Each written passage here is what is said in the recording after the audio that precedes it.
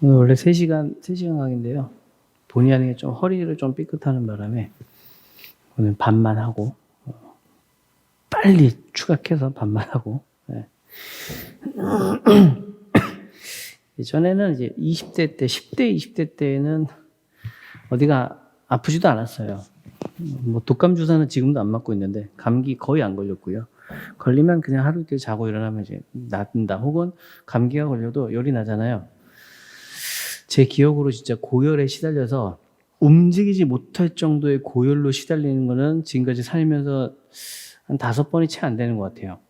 그래서 열이 나도 열이 좀 나면 열이 좀 나는갑다 하면서 이제 막 놀러 다니고 막 또 할 거 다 했거든요. 그리고 이제 조금 힘들면 이제 집에서 이렇게 좀 뭐 TV 보면서 놀거나 혼자 놀든가 같이 놀든가 아무튼 했어요. 그래서 고열로 열이 정말 높아서 활동 자체를 못 하겠다라고 했던 적은 거의 없는데, 근데 어느덧 이제 건강할 때 이제 건강을 지키라고 하잖아요. 근데 아프질 않으니까 이제 그런 거 잘 모르니까 그냥 막 생활을 해요. 그러다가 이제 제가 합격하고 나서 좋은 걸 많이 먹어봤어요. 그게 뭐냐면 합격하고 나서 1인분에 35,000원짜리 소고기를 처음 먹어봤습니다. 그래서 이제 그 수습 때 이렇게 평가 업무를 하고 나서요, 이제 한 팀을 이루어 가지고 어떤 것들을 처리한 다음에 이렇게 수고했다고 이제 밥을 먹으러 가는데, 그때 이제 소고기집을 간 거예요. 근데 1인분에 35,000원짜리 소고기를 그때 처음 구경해 봤어요. 왜냐면 제가 살면서 집에서 소고기를 먹어보질 않았거든요. 다 돼지고기만 먹었지. 그 기억이 왜 그러냐면, 제가 어렸을 때 어머니가 소고기를 이렇게 한번 구워 주셨는데 먹었는데 너무 질긴 거예요. 맛도 없고. 그래서 양념 돼지갈비가 최고다 해가지고 돼지갈비만 먹었거든요. 그래서 어머니는 소고기를 얘가 안 좋아하는구나. 그래서 소고기 소자도 이렇게 주시지 않으시고 다 이제 어디 외식 간다 그러면 다 돼지갈비집만 이렇게 가셨었어요. 그래서 소고기는 일단, 그리고 이제 또 막 생활하다 보면 소고기를 먹어보잖아요. 근데 맛이 별로 없더라고요. 다 질기고 약간 누린내 나고 냄새 나고 막 그런 거예요. 근데 그러다가 강남에 있는 1인분에 35,000원짜리 소고기를 딱 먹어봤는데, 와, 이래서 사람들이 소고기를 찾는 거였구나. 그 사람들이 찾는 소고기가 이거였구나. 라는 걸 이제 처음 알게 된 거죠. 그래서 이제 법인에 취업을 해서 활동을 하면서 이제 그런 소고기의 세계를 처음 눈을 뜨게 됐었고, 그리고 일식집을 가면 이제 1인당 뭐 이제 5만 원, 7만 원, 10만 원 이렇게 1인당 이렇게 하는 그런 가격대가 있어요. 그래서 처음에는 저희들 가봤자 뭐 점심에 뭐 조금 이렇게 먹는 수준으로 가는데, 그러다가 갑자기 저녁에 이제 1인분에 한 7만 원 정도 되는 이제 일식 코스를 딱 가게 된 거예요. 협회 이제 바로 밑에 있는 이제 일식집이었는데 1인당 7만 원 정도가 되니까 살아있는 새우를 그 자리에서 까서 주더라고요. 근데 와, 이렇게 살아있는 새우를 이렇게 까서 주면 7만 원 정도 되면 이 정도 나오는구나. 그런 세계를 처음 알았어요. 예. 그리고 가격이 올라갈수록 막 이렇게 나오는데, 중요한 건, 먹으면서도 내 돈 내고는 못 먹겠다. 누가 사주면 먹지, 내 돈 내고는 못 먹겠다. 이런 것들이 많이 있는데, 그래서 버카버카 하는구나. 내 돈, 법인카드가 그게 내 돈이거든요.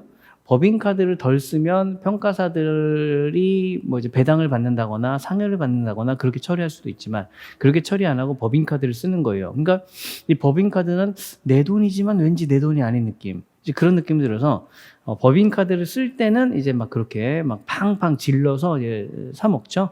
대체로 이렇게 그런 자리, 그런 식당이나 이렇게 딱 보면은요, 무슨 단체, 모임, 뭐 회사, 병원, 막 이런 데들이 많아요. 그럼 이제 딱 알죠. 나 법카 쏘러 왔구나. 그럼 죄다 예약이 막 다 법카예요. 그런 걸 알게 됐습니다. 그런 것들을 이제 먹다 보니까 이제 몸에 쌓여가지고 몸의 면역 기능이 약해졌나 봐요. 그전에는 막 지지 묻어 있는 거 그냥 대충 한번 탁탁 털고 막 먹고 했으니까 면역이 얼마나 강했겠어요. 그러다가 막 그런 거 찾아서 먹고 어디 막 이렇게 하는데, 야, 오늘 회식이야. 그래? 어디 가는데? 저기 뭐 소고기집 간대. 그래? 그럼 가야지. 그러고 가서, 뭐 이제 죽어라 먹고 이제 막 그렇게 나왔죠. 그래서 그러다 보니까 또 이제 운동을 안 하게 돼요. 운동을 안 하면서 이제 몸이 약해집니다. 그래서 이제 건강하실 때 건강은 잘 지키시라고 말씀드리면서 다시 한번 저희 이제 본 강의로 들어가겠습니다.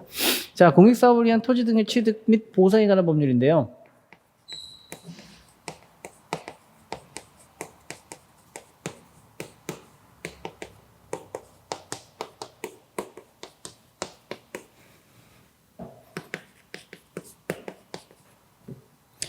이게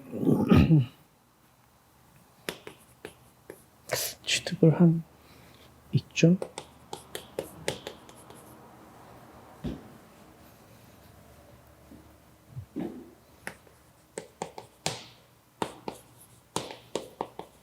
보호상에 관한 법률이죠. 이렇게 띄어쓴 이유는 각각의 파트에 설명할 것들이 조금 있겠다라고 보는 것이죠. 자, 공익사업을 위한 토지대 취득 및 보호상에 관한 법률입니다. 자, 제1장 총칙. 총칙에서는 무엇이 있다 그랬죠? 1조 목적, 2조 정의, 3조 적용 대상, 4조 공익사업. 이렇게 기본 개념이 핵심 포인트가 됩니다. 우리 교재로는 90쪽 정도 되지 않을까요? 네. 몇 쪽이죠? 84페이지. 네. 자, 1조 목적을 보시면 공익사업에 필요한 토지 등 협의 또는 수용 취득으로 사용 또는 취득하고 사용하고 손실보상을 규정하는 것이 목적이다. 이러한 것은 공익사업의 효율적인 수행과 공공복리 증진과 재산권의 적정한 보호를 도모하려고 한다. 이렇게 되어 있죠. 네. 그리고 나서 보시면은 자, 지금은요 목적을 봤습니다. 공증제보라고 해가지고요. 공증제보. 공공이익 증진과 재산권 보호를 도모하겠다라는 것이고요. 이 정의에서는 뺏는 자와 뺏기는 자, 사업을 시행하는 사업 시행자와 토지 등 재산권을 뺏기는 반대말로서 피수용자가 있습니다. 그래서 수용당하는 사람, 피수용자, 그리고 사업 시행자 이런 것들이 있고요. 자, 적용 대상이 뭡니까? 적용 대상이 바로 취득 대상이 되는 거예요. 취득 대상. 이 취득 대상이 바로 토지 등이 됩니다. 자, 이게 3조예요. 3조. 3조 적용 대상. 자, 공익사업을 하려고 합니다. 요 놈이 4조에 나와 있는 공익사업이에요. 자, 4조 공익사업 조문 한번 보세요. 자, 어떻게 나와 있죠? 4조 공익사업. 국방, 군사, 관계법률 따라 허가 등 어쩌고저쩌고 해가지고 철도, 도로, 국가지방자치단체 설치하는 청사, 공장, 연구소, 학교, 도서관, 박물관, 미술관, 5호, 주택건설 이렇게 되어 있죠? 자, 다 외우셔야 되는데요. 어떻게 외우느냐? 자, 보겠습니다. 제일 처음에 해야 되는 거 뭐가 있죠? 침략으로부터 나를 보호해줘야 되잖아요. 그러니까 뭐가 필요하겠어요? 1. 국방, 군사에 관한 사업이 무조건 필요합니다. 맞죠? 자, 두 번째는요. 아이쿠, 국방, 군사에 관한 사업인데, 자, 저놈들이 저쪽으로 쳐들어왔어. 우르르 이동해야 되고요. 야, 밑으로 쳐들어왔네. 우르르 이동해야 되겠죠. 뭐가 있어야 돼요? 도로, 철도가 있어야 됩니다. 도로, 철도. 야, 이제 테두리, 이제 국방 경계 딱 했고, 도로하고 철도가 만들어서 어디든지 이동할 수 있어. 자, 뭐가 필요해요? 근데 우리 어디서 관리하지? 세 번째가 청사예요, 청사. 청사를 딱 해가지고 이제 다 됐어요. 그럼 이제 뭐가 필요합니까? 자, 우리는 지금 이렇게 힘들게 살았지만 우리 후손들은 이렇게 살게 할 수 없어. 교육이 미래다. 여기 나와 있죠? 자, 그래서 학교, 박물관, 미술관, 도서관 이런 사업들이 이제 우리 후대에게 물려줄 이제 미래가 되는 거야라고 합니다. 그러고 나서 시간이 흘러가지고요. 이 위의 시대에서는요, 그냥 빈 땅에 그냥 나무떼기 하나 꼽은 다음에 위에다가 나무 합 하나 딱 해놓으면 그게 집이었어요. 그러니까 인구가 많지 않았던 거죠. 근데 이렇게 사람들이 모이다 보니까 이제 뭐가 필요합니까? 주거의 중요성이 강조되잖아요. 그래서 5호로 주택 택지 사업이 이제 공익사업의 범주로 들어오는 거예요. 그러면 공익사업이라고 하면 이제 얘네들이 되고요. 6호가 이제 그 밖에 이제 부수적인 사업, 부수적인 부대 사업. 이런 것들을 하기 위해서 필요한 어떤 부수적인 사업들 있죠? 이게 공익사업이 되는 거예요. 이 정도의 공익을 하기 위해서 뭐가 필요합니까? 지금 국방군사, 군사 기지가 필요하고요. 도로 필요하고요. 청사 필요하고 학교, 주택 이런 것들을 지어야 되는 거죠. 그럼 지금 다 보면은 뭡니까? 건물 아니면 시설이에요. 공사가 필요한 것들입니다. 그럼 공사가 필요하다라는 것은 뭐가 있어야 되는 거예요? 본원적으로? 토지가 있어야 되는 거죠. 토지가. 그래서 이런 사업들을 하기 위한 기반으로서 토지가 필요해. 공익사업을 위한 토지 등의 취득 및 보상이라는 법률이잖아요. 취득을 해야 되는 거예요. 취득 대상이 바로 토지 등이 되는 것입니다. 토지 등. 그러면 토지 등이기 때문에 토지 또 뭐가 있어요? 토지하고 건물이 있습니다. 토지는 무조건 필요해요. 토지는 무조건 필요해요. 자, 그런데 이 토지와 건물이 있는데요. 이 두 개는요, 전부 다 소유권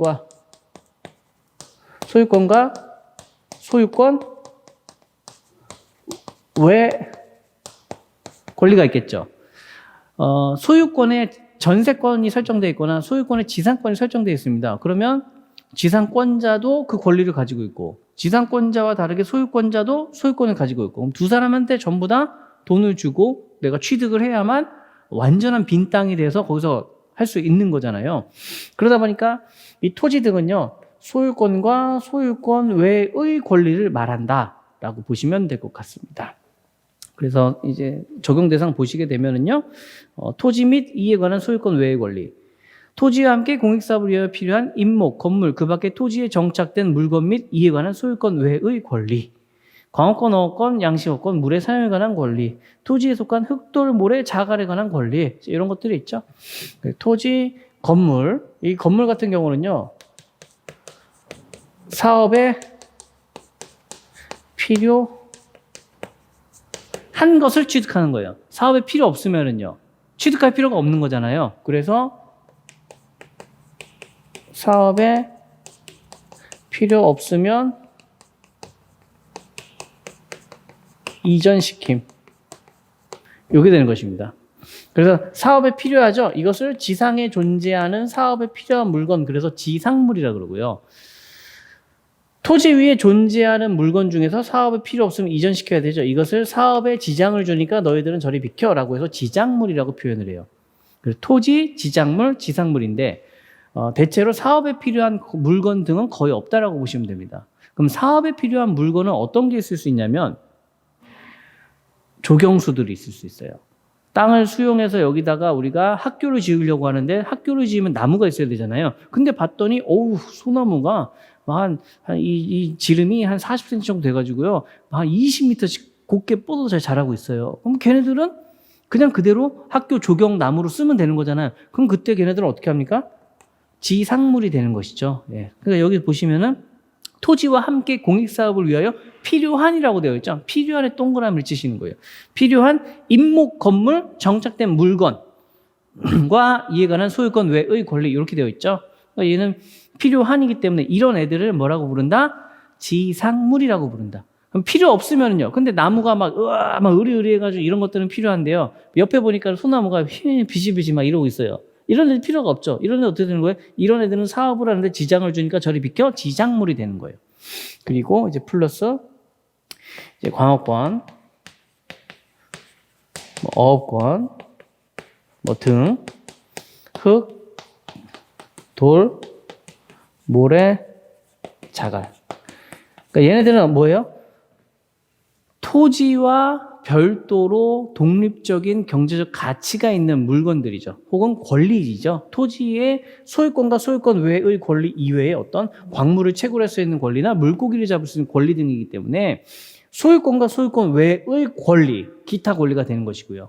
그리고 흙돌, 모래, 자갈은 토지와 분리되는 것들을 뜻합니다. 토지와 분리가 될 수 있는 것들, 토지의 구성 요소이지만 토지와 분리될 수 있는 것들을 말하는 거예요.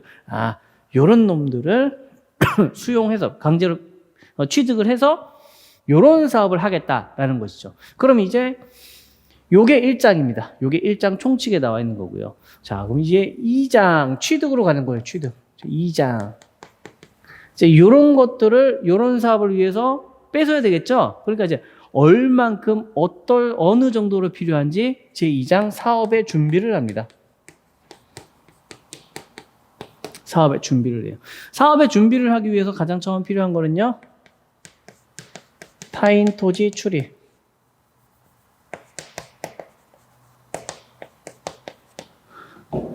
남의 땅에 들어가가지고요.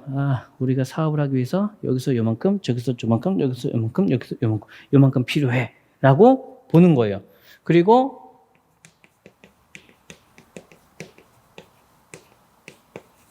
장애물을 제거합니다.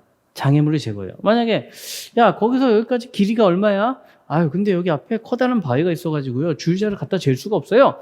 야 치워버려. 바위 치워버려. 장애물을 제거시키고 줄을 재는 거예요. 혹은 여기에 건물을 10층짜리 정부 청사가 들어갈 건데 10층을 지으려면 집안이 단단해야 됩니다. 10층의 규모를 버틸 수 있는 집안인지 밑에 암석이 있는지 혹은 물이 흐르고 있는지를 검사해 봐야 될 것 같아요. 그러면 땅을 파보는 거예요. 땅을 파보는 행위들도 할 수 있는 겁니다. 그래서 이제 이런 행위들을 해서 어떤 사업의 기본적인 내용들 정보를 조사하는 거예요. 조사를 하고 나서 이제 이거 밑에다 쓸게요. 저기.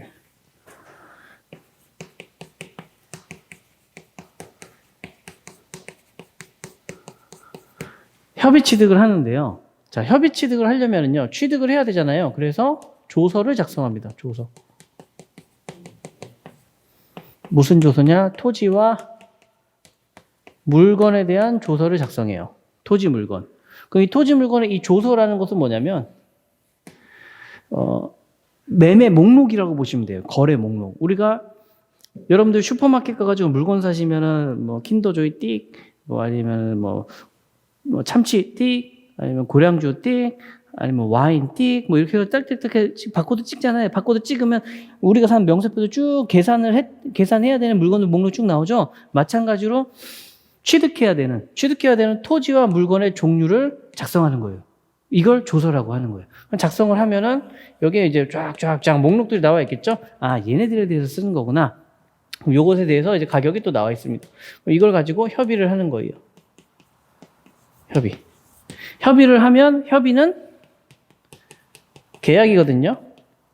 계약이기 때문에 계약을 하면은 이 가격에 이 소유권을 넘겨줄게라고 계약을 하는 거니까 계약이 되면 어떻게 됩니까? 소유권 넘겨주는 거죠. 그럼 이제 그거 넘겨받았으니까 그걸로 사업을 하시면 되는 거예요. 근데 만약에 여기서 계약 체결이 안 된다라고 하면 이제 사장 수용, 사용으로 갑니다. 강제예요, 강제. 그래서 이 협의는요, 이제 임의 취득이고요. 이것은 이제 강제 취득 절차가 됩니다. 공익사업을 하는데 필요한데, 한번 이렇게 좋게 얘기한 거죠. 자발적으로 협조해. 그렇죠. 으슥한 데 갔는데 동네 형들이 와가지고, 얼마 있어? 내놔. 이게 협조죠? 근데, 저 없는데요? 센터 간다. 너 나오면 10원 한대야? 이게 뭐예요? 이게 강제 수용이 되는 거예요. 이제 이해하셨죠? 어차피 뺏길 거예요. 어차피. 근데, 야, 얼마 있어? 저 1,000원밖에 없는데요. 알았어. 자, 1,000원. 더 없지? 진짜 없어요. 형이 너 믿는다. 믿는 거 알지? 하면 어떻게 해요? 인사하면서 헤어지죠. 인사하면서. 근데, 어깨 동무네. 얼마 있어? 돈 없어요. 나오면 10원에 한 대. 뒤졌어요. 나왔어. 헤이! 꿀밤 때리면 어떻게 돼요? 울면서 가죠? 그거예요. 감정이 좋은 상태로 뺏기는 거고요. 감정이 나쁜 상태로 빼앗기는 거기 때문에 그 차이라고 보시면 됩니다. 자, 이제 수용을 해야 돼요. 그래서 수용을 할 때는요, 강제로 뺏는 거기 때문에 내 마음대로 뺏으면 안 돼요. 그래서 여기서는 이제 19조에서 수용, 사용에 대해서 규정을 하고 있고요. 여기서 뭐라고 나냐면 이 법에 따른 절차에 따라서 수용, 사용할 수 있다. 수용, 사용할 수 있다라고 규정을 해놓습니다. 그러고 나서 이제 이 법에 따른 절차에 따라서 수용, 사용할 수 있다 그랬으니까 이제 20조부터 나오기 시작하는 거예요. 20조 사업인정. 그리고 26조 협의. 28조 재결 신청. 34조 재결. 자, 이렇게 절차가 나와요. 절차가. 이게 절차고요. 그리고 이제 40조 보상금 지급. 보상금을 지급한다는 건 돈을 줬다는 얘기잖아요. 그러면 반대급부로서 소유권 취득이 발생됩니다. 이게 45조예요. 이게 45조. 플러스 25조 보존 의무가 있습니다. 보존 의무. 자, 이제 여기서부터 한 번씩 좀 설명을 드리면요. 이 단어 두 개가 굉장히 중요한데요. 이 사업 인정과 이 재결이라는 단어가 굉장히 중요합니다. 이게 핵심이에요. 기본 중에 기본이에요. 그러니까 사업 인정이라는 건 뭐냐면 해당 사업을 수용할 수 있는 사업으로 결정하는 것이에요. 수용 가능 사업 인정. 인정을 합니다. 그러면 이제 보존 의무가 나오죠. 그럼 이때에는 토지 이용 제한이 발생돼요. 어떤 제한? 사업을 시행할, 이게 수용 가능 사업으로 인정을 했죠? 그럼 이제 얘는 뺏을 수 있는 대상 토지로 확정이 돼버리는 거예요. 뺏어가지고 뭘 해야 돼요? 공익사업을 해야 되는데 갑자기 여기다 100층짜리 건물을 지어버리면 공익사업 하려고 그랬더니 100층짜리 건물이 가 있는 거예요. 그러면 와, 이거 철거하려고 하면 돈 많이 들고 시간 비용 많이 뺏기겠다. 그러니까 아예 아무것도 못하게. 이 땅은 수용 가능 사업으로 인정이 됐기 때문에 얘를 뺏어서 공익사업을 할 거기 때문에 공익사업 하려고 삽자로 들고 왔는데 뭐 방해되는 무언가 있으면 우리가 힘드니까 아무것도 하지 마라고 사전에 제한을 걸어버리는 거예요. 이게 사업 인정입니다. 이게 핵심 포인트예요. 그러니까 이 사업 인정은 뭐예요? 뺏을 수 있는 대상의 목록을 작성해가지고 국가의 도장을 꽝 하고 박는 거예요. 그럼 이제부터 이 토지는 뺏을 수 있는 대상물이 되는 겁니다. 목적물이 되는 거예요. 이거는 확정이고요. 뺏을 수 있는 거 확정을 하는 거고요. 요 재결이 마침표를 찍어주는 거예요. 갖고 와! 라고 마침표를 찍어주는 게 요 재결이 됩니다. 그래서 요 사업 인정은 수용할 수 있는 권리를 설정해 주는 거예요. 저 토지를 뺏을 수 있는 것으로 인정해 주겠어! 도장을 꽝 찍으면요. 사업자가 당사자한테 한 번 더 얘기해 봅니다. 좋은 말 할 때 그냥 주고 끝내자 여기서. 이렇게 얘기를 하는 거예요. 그러면 끝내는 사람도 있고 끝까지 없다고 이제 막 그렇게 해가지고 결국에는 이제 갈 때까지 가는 친구들이 또 있죠. 그런 친구들에 대해서는 이제 재결 신청을 하는 거예요. 사업 시행자가 재결 신청을 하면 토지 수용위원회가 수용만 전담적으로 하는 국가기관을 만들어 놨어요. 왜? 공익사업 실행을 해야 모두가 잘 살 수 있으니까. 그래서 만들어 놓고 재결을 해줍니다. 재용권은 재결이라는 것은 수용권 실행이 되는 거예요. 실행. 수용권을 실행한다라는 것이 뭐죠? 수용권이 뭐예요? 뺏을 수 있는 권리를 실행하는 거잖아요. 그럼 뺏을 수 있다? 뺏어요. 뺏었습니다. 뭘 뺏은 거예요? 소유권을 뺏은 거예요. 소유권을 뺏는 거예요. 소유권을. 수용권을 실행한다. 그러니까 소유권 이전을 강제로 실행시켜주는 게 뺏는 거죠. 그래서 재결로 딱 하면은요, 어떻게 되냐면,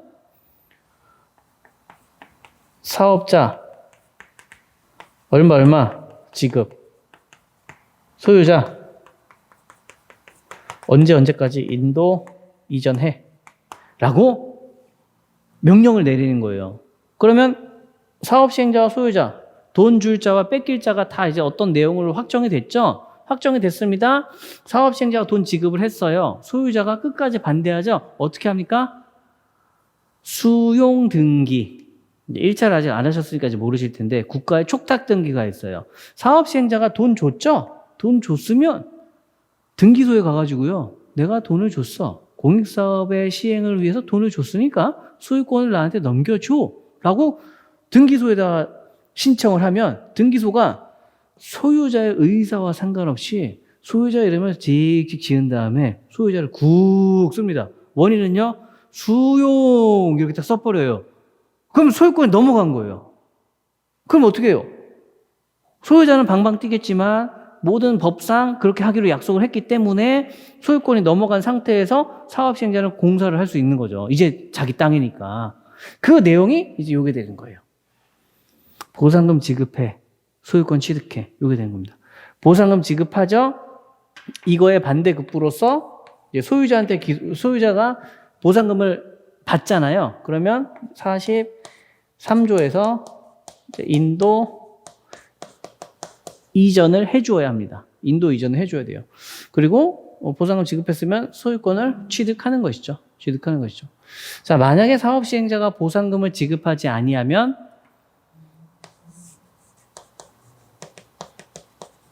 보상금 미지급 시 재결, 실효.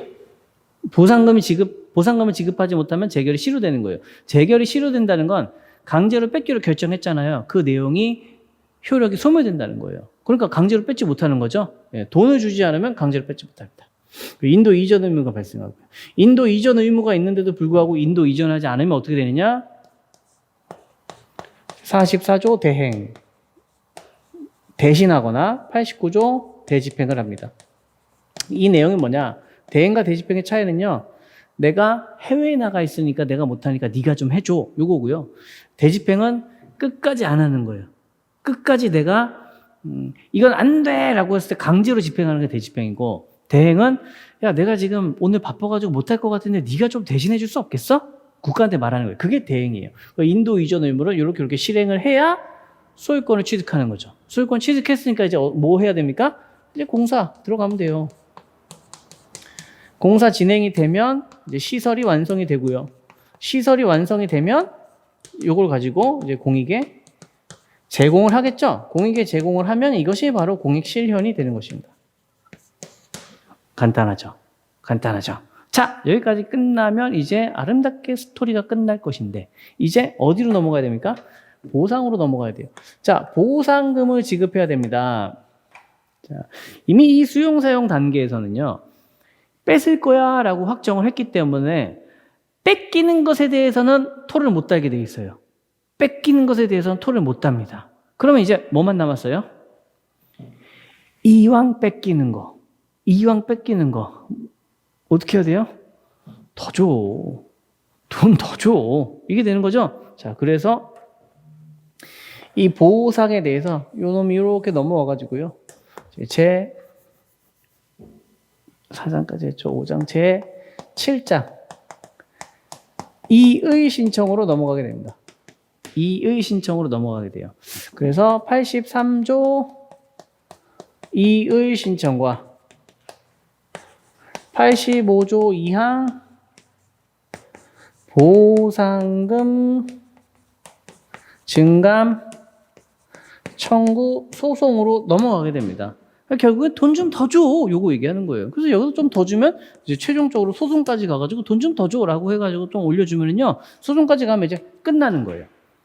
그래서 이렇게 되면 이제 보상, 불복, 절차, 끝! 이렇게 됩니다. 이렇게 돼요. 이게 이 법의 구조의 핵심 포인트가 되는 것입니다. 그리고 여기서 이제 이 보상금의 지급과 관련돼서 이렇게 이제 그 보상 대상에 대해서 이제 제 6조 이제 손실보상이 나오게 되는 것이고요. 손실보상이라고 하면 사업자가 사업 시행 전에 현금으로 보상해라 라는 원칙이 있어요. 공사 시작하기 전에 현금으로 보상하고 사업해라 라는 게 있고요. 자, 두 번째는요. 자, 그러면 이제 손실보상의 대상은 무엇이느냐? 토지, 그리고 권리, 물건, 그리고 이제 이주대책이라는 생활대책의 보상 규정 내용이 있습니다. 그러면 이제 요 2번 있죠? 요거. 구체적인 액수 산정. 이게 감정평가 실무, 그 중에서도 보상 실무라고 해요.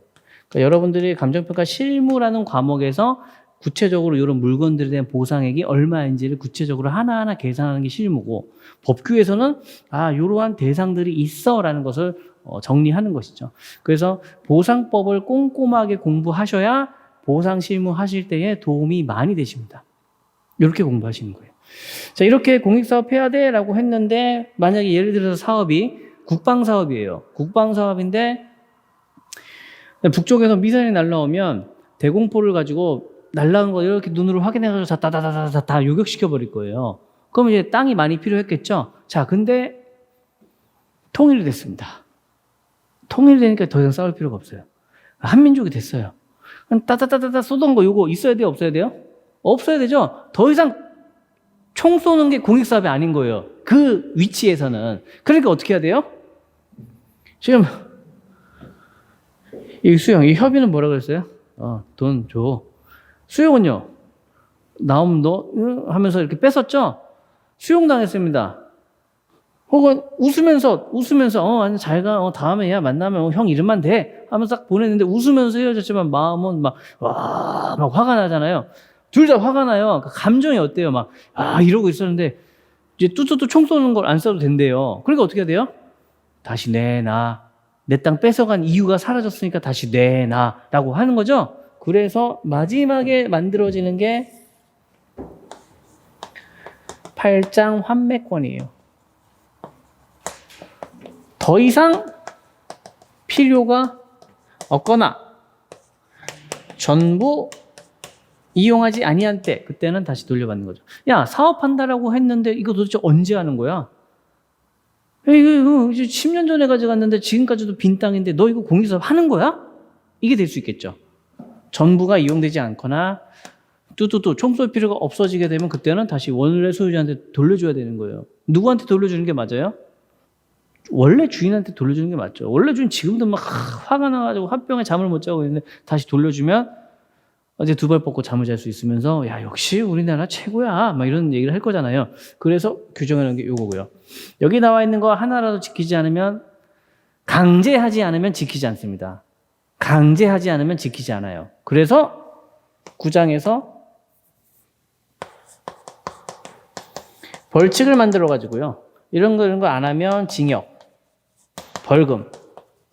이 벌칙은 형벌이 적용돼요. 형법 총칙에 형벌이 적용되는 거예요. 형사 책임을 묻는 것입니다. 이렇게 구조가 만들어져 있어요. 자, 공익사업을 위한 토지 등의 취득 및 보상에 관한 법률을 공부할 때는요, 처음에 1조부터 막 읽으면요, 이해가 안 가요. 이렇게 스토리를 이해를 해야 되고요. 이 스토리를 이해하는데 걸리는 시간이 3시간입니다. 3시간. 그러니까 저 끝에서 시작을 해가지고 이 끝까지 오시는데 내가 암기를 하잖아요. 지금 20살이 넘은 성인이라면 3시간. 20살이 넘지 않은 고등학생이라면 한 2시간 반? 그때가 더 쌩쌩하거든요. 성인 때보다. 2시간 반이면 다 외워요. 이걸 하루에 한 번씩 외우셔야 되는 거예요. 하루에 한 번씩 외워서 이게 내 머릿속에 딱 구조가 갖춰지잖아요. 그럼 이제 그때부터 얘네들이 세부적인 내용으로 쫙쫙쫙 들어가는데, 사업인정에 대해서 설명해 보세요 라고 물어보면 어떻게 설명해야 돼요? 개별법을 물어봤을 때 설명하는 순서. 의치, 근성, 요절, 효권. 그 목차를 쫙 뽑아놓고 사업인정이 20조에 있었잖아요. 그럼 20조에 있는 조문을 쫙 풀어가지고 설명을 해주면 이게 되는 거예요. 재결 설명해 주세요. 의치, 근성, 요절, 효권. 여기에 맞춰서 요건, 절차, 효과, 취지 이런 거 쓰는데, 취지 만국 공통 취지. 앞으로 건너가서 공정제보. 무조건 만능 취지입니다. 공공복리 증진과 재산권 보호를 도모함에 이 규정의 취지가 인정이 된다. 이 주문은 몇 조이다. 이거 쓰는 것이죠. 그리고 그 효과의 발생을 목적으로 하는 것을 뭐뭐라 한다. 이게 의가 되는 것입니다. 그래서 공정 제보를 그대로 기억하신 다음에 의치, 근성, 요절, 효권으로 이 내용만 쫙 써주시면 간단히 끝나는 거예요. 타인 토지 출입에 대해 설명하시오. 타인 토지에 출입하여 사업의 준비를 위해서 타인 토지에 출입하여 여러 가지 것들을 조사하는 행위를 타인 토지 출입이라 말하고, 공공복리 증진과 재산권 보호를 도모하며 제도적인 취지가 인정이 되면서 토지부상법 9조에 근거하고 있습니다. 출입을 허가하는 것은 행정법상 행정행위 중에 허가에 해당합니다. 허가에 해당하고요. 요건은요, 출입하기 7일 전까지 통보를 해야 되고요. 공무원이 아닌 경우에는 시군 구청장의 행정지방자치단체의 허가를 받아야 한다. 그리고 점유자에게 통지해야 되고요. 그리고 일주일 전 일몰 후에는 출입할 수 없다. 점유자의 승낙이 없는 경우에는 출입할 수 없다. 효과는요, 이게 요건과 절차죠. 효과는요, 타인 토지에 내 땅이 아닌 남의 땅에 들어가서 조사할 수 있는 권리가 생긴다. 불복은요, 허가는 행정행위이기 때문에 허가에 대한 취소소송을 제기하거나, 허가는 저항할 수 없는 행정행위이기 때문에 저항해보는 항고소송을 제기할 수 있다. 혹은 타인 토지 출입해서 조사하는 과정에서 발생된 손실이 있다면 손실을 보상하여야 한다라고 토지보상법에 규정이 되어 있습니다. 이거 설명하라 그러면 의치근성 유조 효권에 따라 설명해 주면 되는 거예요. 협의를 설명하시오. 협의를 설명하시오. 협의, 의치근성 유조 효권. 협의는요, 개념이 뭐죠? 쌍방의 의사합치로 소유권을 넘기는 과정을 협의라고 한다. 법적 성질은요, 계약이다. 계약이다. 요건은요, 성실하게 당사자가 물건에 대한 내용과 보상금을 산정해서 30일 이상 협의해야 된다. 이제 그게 다 법에 나와 있는 내용이거든요. 효과는요, 소유권 이전 계약 법리의 효과가 적용된다.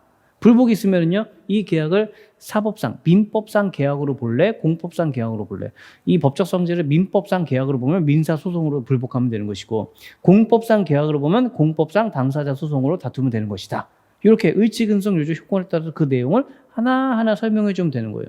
법조문을 알면 쓸 수 있는 거고 모르면 못 쓰는 겁니다. 굉장히 단순하죠. 그래서 개별법 시험은요, 법조문을 외워야 되는데 법조문이 토탈 토지보상법, 부동산가격공시법, 감정평가사에 관한 법률만 치면 200개고요. 여기에 시행령까지 더해줘야 되기 때문에 다 하면 230개 정도의 조문이 됩니다. 그 중에서 의미 있게 외워야 되는 게 약 20개 정도 된다라고 볼 수 있고요. 그 중에서도 무조건 외우셔야 되는 게 한 70개 내지는 80개 조문이라고 보시면 돼요. 그 70개에서 80개를 먼저 외우시고 나머지는 수차례 읽어주시면 어렵지 않게 이제 해당할 수 있겠죠.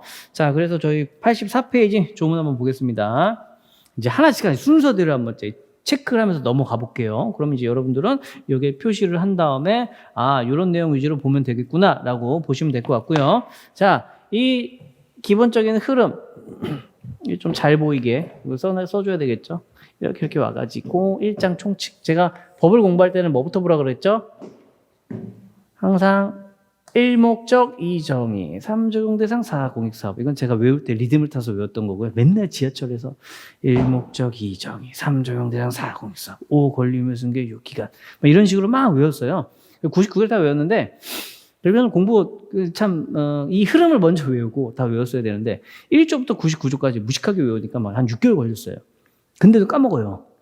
내용 없이 조문만 외우니까. 근데 그렇게 외우면 안 되고요. 지금은 순서대로 요령 있게 외우셔야 됩니다. 1장 총칙 외우고 요거 사업의 준비, 협의 취득, 수용 사용, 그리고 5장은 토지 수용 위원회인데 빼고요. 6장은 손실 보상, 7장 이의 신청, 8장 환매권, 9장 벌칙. 그럼 이제 이런 설명을 한번 들으셨잖아요. 장 이름을 한번 여러분들이 쫙 한번 보세요. 그럼 대충 어떤 흐름인지 다 왁구가 좀 보이죠? 형질 좀 이해가 되지 않으세요? 이것만 체크하고 본격적인 공부를 해도 정말 쉽게 시간을 한두 달 정도는 세이브를 시키실 수가 있는 겁니다. 그래서 이 내용들을 이 흐름대로 다 외워주셔야 되고요. 중요한 포인트, 사업 인정하고 재결이라는 단어를 무조건 챙겨주세요. 수용 가능 사업으로 인정한다. 그러니까 뺏을 수 있는 사업으로 인정을 했다는 거죠. 뺏을 수 있는 권리를 설정해 주는 거예요. 그걸 수용권 설정이라고 하는 거예요. 설정된 수용권을 실행시켜 줍니다. 이것을 이제 실행시켜 주는 거예요. 이렇게. 설정된 걸 실행시켜 줘요. 실행이 뭐예요? 소유권을 이전시켜 주는 거죠. 촉탁 등기로서. 촉탁 등기 절차를 통해서 소유권 이전을 시켜줌으로써 이제 네 땅이니까 사업 마음대로 해라고 얘기를 해주는 거예요. 수용권 설정, 수용권 실행. 수용이 뭐예요? 강제로 뺏는 거. 강제로 뺄 수 있는 권리를 설정했다. 강제로 뺏는 걸 실행시켜줬다. 사업 시행자가 촉탁 등기 신청하면 소유권이 넘어온다. 이 단어가 뭐라고요? 사업 인정과 재결이다. 요 단어 이름이 사업 인정과 재결이에요. 그래서 이 사업 인정과 재결이 이제 여러 번 나오게 됩니다. 자, 84페이지 보시면 1장 총칙 나와 있죠? 1목적 2정의. 자, 법에다가 동그라미 치세요. 동그라미. 1목적 2정의 동그라미 치시고요. 3 적용대상 4 공익사업 동그라미 치시는데 4 공익사업 외우면 힘들죠? 요것만 포인트만 딱 잡는 거예요. 스토리가 있죠? 법은 스토리가 있습니다. 왜? 목적이 있기 때문에 만들어졌으니까 스토리가 있는 이야기들이다라고 생각을 하시면 돼요. 국방군사 태도리 해놓고요. 이제 군수문자 해야 되죠? 도로, 철도, 청사 관리하자. 학교, 박물관, 미술관, 주택, 택지. 근데 이 또 공익사업이 또 굉장히 슬픈 역사가 있습니다. 이게 우리 일제 침략 시대 때 일본 뭐 여기서 이제 안 좋은 거니까 그냥 일본 놈이라고 할게요. 일본 놈이 만든 법을 그대로 갖고 왔거든요. 이게 우리의 것을 일본으로 빨리 수탈해 가기 위한 절차예요. 국방 군사는 뭐예요? 이제 너희를 쳐들어가겠어. 도로 철도는요, 니들 쌀을 수탈해서 갈 수 있는 길을 만드는 거예요. 청사는요, 니들을 관리하겠어. 학교, 박물관, 미술관은요, 일본어 가르쳐야지, 니네 유물 우리가 가져가야지, 박물관, 미술관 유물 우리가 가져가야지, 라고 해가지고 싹 가져가는 거 있죠? 슬픈 역사죠. 근데 이제 해방 이후에 우리가 내실을 갖춰야 되니까, 또 이대로 적용이 되는 거예요. 그래서 그대로 갖고 와서 이렇게 만든 좀 슬픈 그런 역사가 있지만 지금은 그 아픔을 딛고 일어나서 이제 우리 고유의 이제 어떤 국민의 이제 민족 계승과 발전을 위해서 잘 활용이 되고 있죠. 4조 국방 동그라미 치시고요. 그 다음에 2호를 보시게 되면은 철도 도로 여기 동그라미 치시고요. 3호를 보시면 청사 있고요. 그리고 4호를 보시게 되면은 이제 관련 법률에 따라 블라블라는 학교, 도서관, 박물관, 미술관 이렇게 돼 있고요. 5호를 보시게 되면 주택건설, 택지, 산업단지 이런 것들이 있습니다. 그리고 6호를 보시게 되면 제일 마지막 줄에 부속시설에 관한 사업 이렇게 있죠. 그럼 이제 4조 공익사업 다 외울 필요가 있어요, 없어요?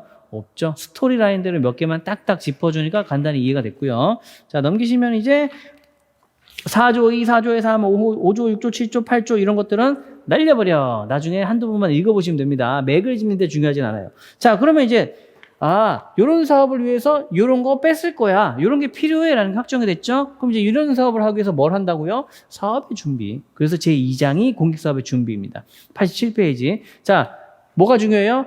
남의 땅에 들어가서 조사해야 되는데 불필요한 것들 장애물 제거시키겠다. 그래서 9조와 12조가 중요한 겁니다. 9조, 12조를 체크해 주시고요. 자, 넘기시면 이제 사업구역에 딱 정해졌죠? 그러면 이제 제3장 협의 취득. 이제 뺏을 것들에 대한 기초조사가 끝났으니까, 야, 쟤 불러봐. 말로 한번 해보자. 그게 협의 취득이에요. 토지조사 및 물건조사 작성. 자, 내가 뺏어야 되는 게 뭐지? 목록 좀 쭉 정리해가지고요. 14조 정리했죠? 그럼 16조 협의. 내놔. 말로 하자. 이게 되는 것입니다. 이게 됐으면 17조 계약 체결했으니까 끝나는 거고요. 그렇지 않으면 이제 어디로 갑니까? 강제로 이제 센터 이제 한번 뒤져보자. 이걸로 가는 것이죠. 자, 19조 수용 사용이죠. 19조 1항 보시면 자, 이 법에서 정하는 바에 따라서 토지 등을 수용 사용하겠다. 이 법에서 정하는 바에 따라서 강제로 네 거 뺏거나 네 거 쓸 거야라는 거예요. 강제로 전 시간에 모든 국민의 재산권은 보장된다라고 얘기했었잖아요. 사유재산 불가침 원칙에 비추어 내 재산을 강제로 뺏거나 쓰면 안 되는 거잖아요. 강제로 뺏거나 쓰려면 법치주의상 법의 규정이 있어야 가능한 거거든요. 그래서 여기다 법을 만들어 놓은 거예요. 이 법에서 정하는 바에 따라서 네 거를 수용하고 강제로 뺏거나 쓸 수 있어 라고 선언을 했죠. 그래서 사유재산 불가침 원칙에 반하지 않게 되는 거예요. 이 조문 때문에. 그럼 이제 20조 사업인정. 여기 나왔습니다. 사업인정. 네 거 뺏는 거야 라고 이제 확실하게 도장 찍어주는 거고요. 20조, 21조, 22조, 23조 이렇게 한 풀 패키지입니다. 사업 인정의 절차예요. 20조, 21조, 22조, 23조 이렇게 되는 거고요. 그리고 이제 25조 보존 의무. 사업에 방해되는 행동하지 마라고 해가지고요. 형질 변경이나 물건의 손괴, 어떤 수거, 기타 건축, 공작물의 설치 이런 것들 모두 제한됩니다. 그러고 나서 26조 협의 한 번 더 얘기해 보는 거예요. 나 진짜로 뺏길래? 그냥 진짜 마지막이야! 이렇게 얘기를 하는 거죠. 그러고 나서 협의가 안 되면 재결 신청을 합니다. 그게 28조. 그리고 34조 재결. 넘기시면 이제 34조 동그라미나 법 조문에 동그라미 치시면 됩니다. 34조 재결 딱 치면 이제 나머지 쭉 넘어가고요. 이제 재결이 끝나면 재결의 효력으로서 보상금을 지급해야 되는 의무가 발생하죠. 이게 40조예요. 40조. 그럼 보상금 지급하면 어떻게 됩니까? 45조의 소유권을 취득하는 거예요. 소유권을 취득하는데 보상금 받았으니까 토지 물건 인도 이전해야 되는 것이고요. 인도 이전해주면 소유권을 취득하죠. 그런데 인도 이전하지 않으면 44조, 89조 대집행으로 가고요. 보상금을 지급해야 되는데 지급하지 않으면 이거 모두 나가리야! 엎어버려! 라고 해서 재결을 치료시켜버립니다. 이게 42조에 있어요. 이게 42조. 이렇게 있습니다. 그럼 이제 끝이에요. 그러니까 여기 40조 보상금의 지급 또는 공탁, 그리고 42조 재결의 실효, 그리고 43조 인도 이전 의무, 44조 대행, 45조 소유권의 취득, 이렇게 정리하시는 거고요. 89조는 이제 이따 마지막에 하나 더 동그라미 치시면 되고요. 자, 그러면 이제 이 재결을 누가 하느냐? 토지수용위원회가 한다. 50조 하나만 동그라미 치고 넘어가겠습니다. 50조. 그럼 나머지는 쭉 넘어가는 거예요. 나머지 쭉 넘어가면 이제 104페이지에 제6장 손실보상 딱 나오게 됩니다. 손실보상. 손실보상은 다 중요해요. 손실보상은 다 중요한데 지금 우리는 이 손실보상은요, 이 손실보상은 실질적으로 보상액을 결정하는, 산정하는 이 수식, 금액이 중요한 거거든요. 그래서 얘는 어떻게 됩니까?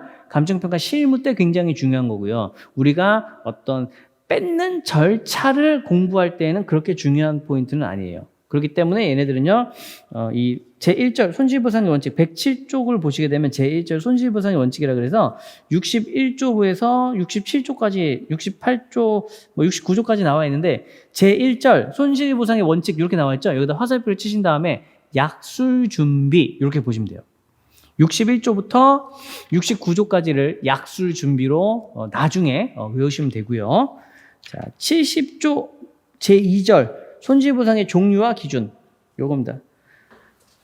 70조 취득하는 토지, 71조 사용하는 토지, 72조 사용하는 토지 매수 청구, 73조 잔여지 손실 공사비 보상, 74조 잔여지 매수 청구. 잔여지는 뭐냐면 사업에 필요하지 않은 남은 토지를 말하는 거예요. 그것도 필요에 따라서는 같이 사줄 필요도 있습니다. 그런 것들을 이제 잔여지라고 말하는 거죠. 75조 건축물.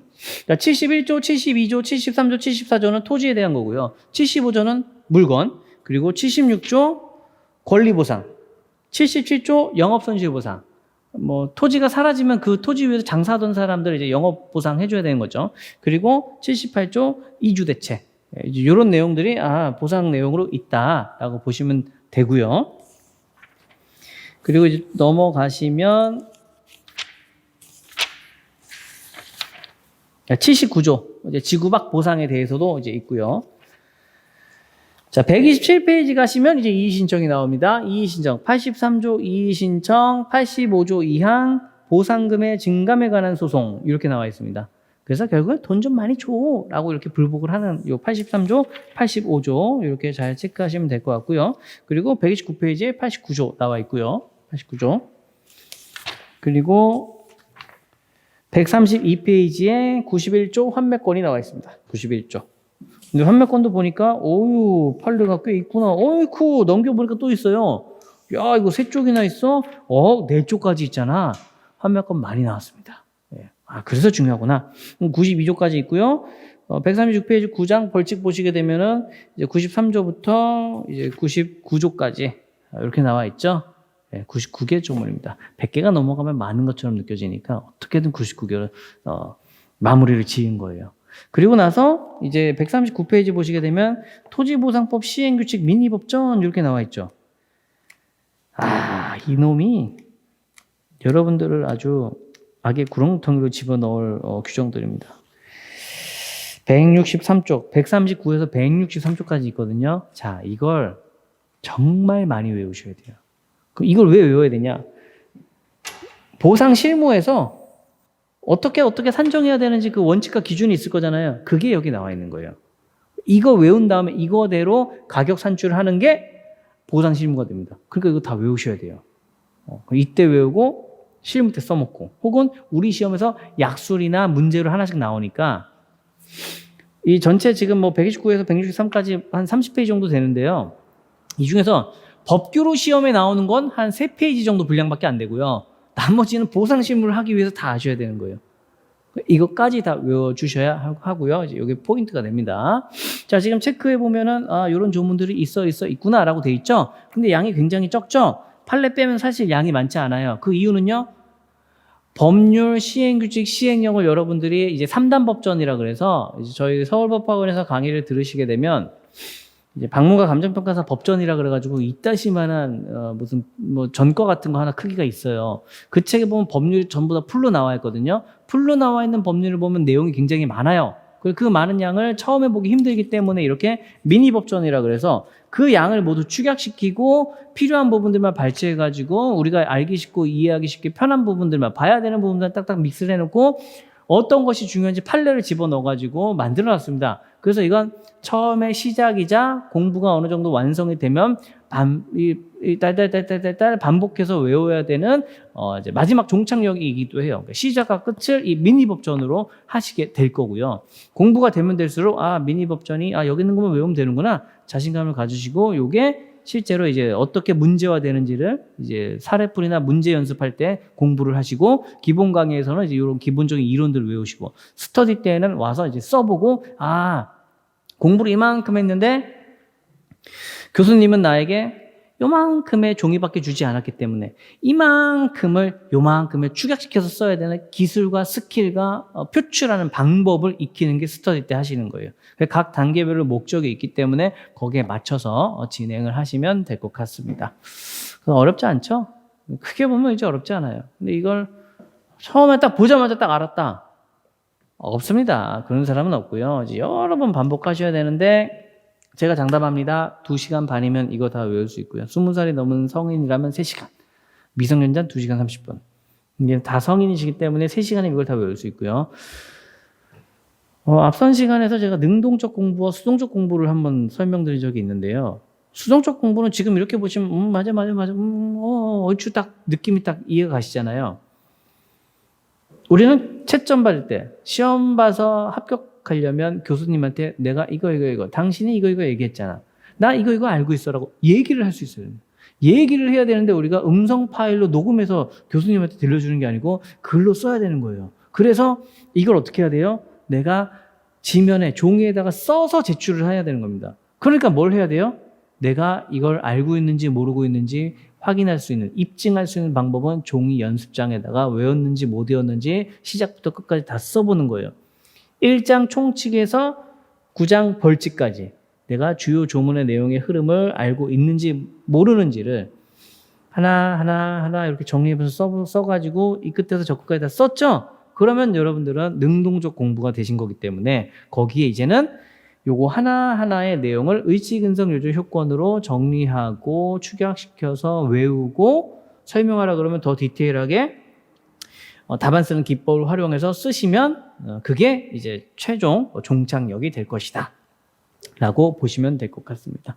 자, 재차 강조하지만 절대 어렵지가 않기 때문에 이 구조, 공부를 어떻게 해야 되는지 전략을 잘 세우셔가지고 들어가시면 남들보다 이런 전략 없이 들어가시는 사람보다는 최소 2-3달에서 많게는 6개월, 8개월까지 시간 세이브를 하실 수 있고 이렇게 순차적으로 끊어서 케이스 바이 케이스, 스텝 바이 스텝으로 단계별로 공부를 하실 때 가장 효율이 높습니다. 그래서 이런 테마 잘 외워가지고 정리해 주시고요. 자, 오늘은 여기서 마치고요. 다음 시간에는 이제 이러한 논리로 부동산 가격 공시법과 감정평가 사법에서도 봐야 하는 포인트와 그 법들을 공부하기 위한 사전 준비로서 어떤 것들을 해야 되는지 가볍게 설명하면서 저희 이제 입문 강의를 마무리하는 시간을 갖도록 하겠습니다. 자, 오늘은 여기서 마치고요. 다음 시간 때 부동산 가격 공시법과 감정평가사에 관한 법률로 다시 인사드리겠습니다. 고생하셨습니다.